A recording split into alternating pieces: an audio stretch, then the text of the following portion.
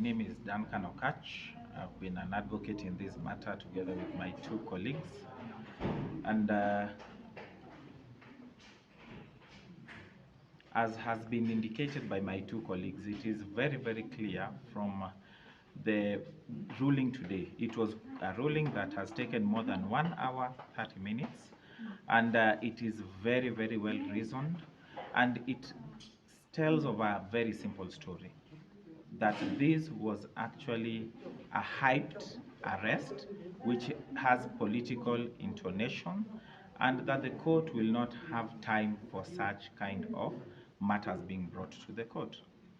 In fact, the court has actually went ahead, and I would advise the DPP of this particular country to read that particular ruling, and it has a lot in terms of the sieve mechanism that has been infused in our constitution, whereby the DPP ought to sieve matters that are brought before him, so that you save court's time and you avoid political matters, you avoid hyped matters for the sake of it, because they take up the court's time. This is one matter that at least is one of the first matters that have been done in record time, because it is a 2020 matter, and by today we are done. But imagine when we have such matters whereby even the complainants themselves, you are told that the complainants were even in this country, and the substance of the charge is that the complainant was actually an illegality, because the complainants are said that they came here to do business. Yet the documents that were availed before the DCI clearly indicated that they came here on a tourist visa. By that alone, these particular complainants had already breached the law. Instead of being arraigned in court, they were allowed hurriedly to leave the country, and pursuant to which they've not even been produced to testify. So the foundation of this case by itself was already a nullity, and this case was dead on arrival. So it's a case that I think people can take lessons to, especially as we are going towards the general election, so that politics does not inform whether you'll be charged in court today or tomorrow. Because if politics is to inform, we'll end up taking 2 years dealing with matters, and at the end of it all, nothing to show. But we are happy, we are glad, and the Honorable Magistrate has sacrificed a lot to hear this matter, and the ruling is well reasoned. That is all. Thank you so much.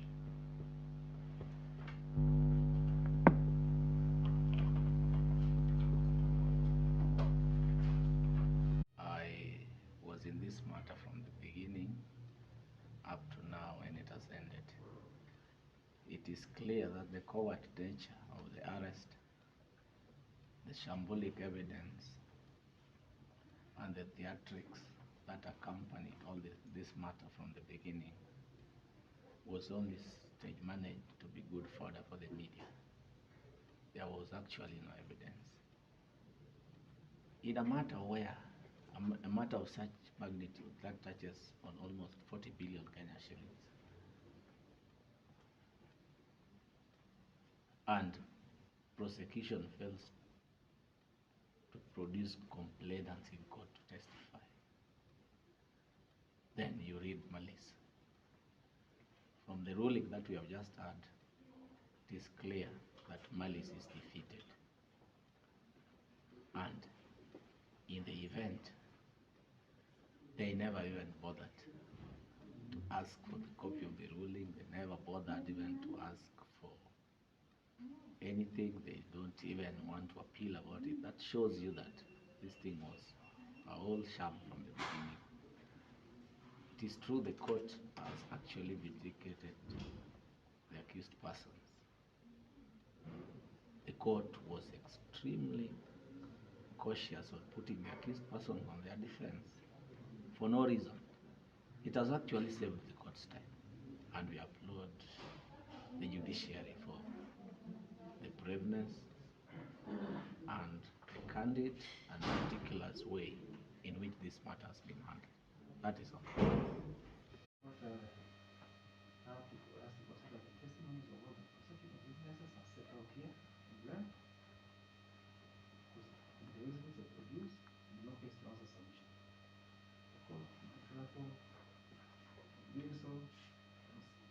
I find that all elements of offenses charged must have been proved. Consider the incidents of proof. Find that the prosecutor has to prove a case, criminal case beyond reasonable doubt. For 50, provide for presumption of the Constitution provide for presumption of innocence. I'll consider that. I've also considered the Section 104 of the Evidence Act, which provides that whoever, in short, whoever alleges must prove. I've also considered the precedents on burden of proof, which is squarely placed from the prosecution. As the various cases I've quoted in this case, Evans Mutembei, Echesa, law, and as well as Raila.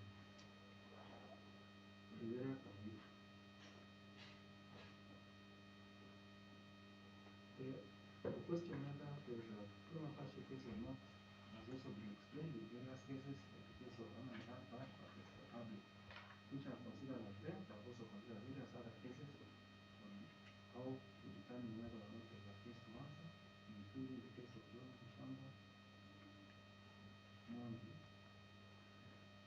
where Professor J.D. Juan then concluded that a prima facie case is a well-based case which at first glance carries clear pointers that the accused person has a substantial involvement in the commission of circumstances that tend to the commission of the offense, so that the closer examination of circumstances could well lead to a finding that the accused did commit the offense, and hence it makes practical sense for the accused to be given a chance to explain his position in the matter. I've considered other cases on the question whether or not there is a prima facie case. Generally summarize the main principles that guide the determination whether or not there is a prima facie case as follows. Firstly, that a prima facie case is not established, merely because evidence adduced may be able to sustain a conviction. Simply, the court cannot place the accused on his defense where the evidence adduced is not sufficient to sustain a conviction.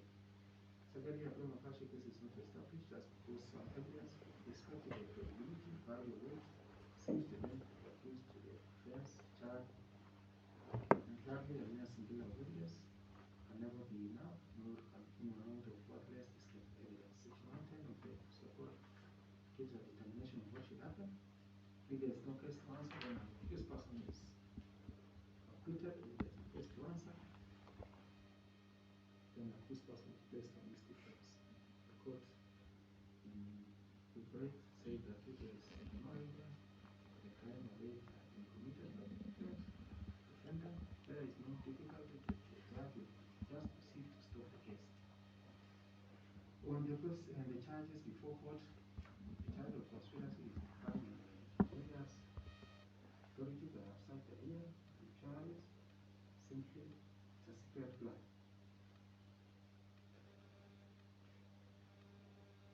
As defined, it is simply identified as a secret plan. In Justice William Soka in the book Criminal Law, Law Africa 2010, states that it is improper to charge conspiracy when the concrete offense has been committed. He explained further that argument is an essential ingredient of the offense. There must therefore be argument.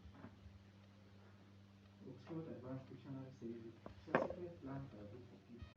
That the judiciary works, and you can see the confidence we had in the judiciary that we will receive justice, because the court has given a well-reasoned ruling for more than 1 hour, and it has explained why they have made certain determinations. We believe that we have had justice, and that's why we are saying our judicial system should work. What do you have? Thank you.